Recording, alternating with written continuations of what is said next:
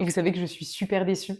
Je m'attendais tellement à ce qu'il triple de volume. En fait, c'est ça le levain. Le levain, c'est hyper sensible, ça varie beaucoup en fonction de l'humidité, de la température, de la farine que vous utilisez, de l'eau que vous utilisez. En fait, c'est en le faisant qu'on commence un petit peu à l'appréhender et que ça devient un petit peu instinctif. Mais bon, au moins, il a de belles bulles et il commence à un petit peu sentir l'acidité et c'est très bon signe à ce stade. Donc qu'est-ce qu'on fait aujourd'hui? Vous allez me demander. Eh ben on fait la même chose que ce qu'on a fait hier. Donc je prends un bocal propre ainsi que ma balance et je mets 50 g de levain, auquel j'ajoute 25 g de farine T65, 25 g de farine de seigle et 50 g d'eau.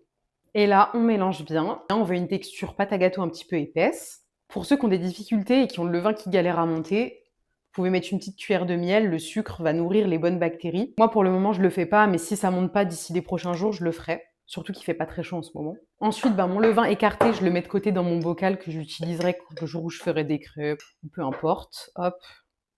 Et celui-là, du coup, je le mets au frigo. On revient à notre bocal de levain. Je le couvre de nouveau, je le remets sous mon plaid toute la nuit jusqu'à demain. On attend 24 heures et on se dit à demain.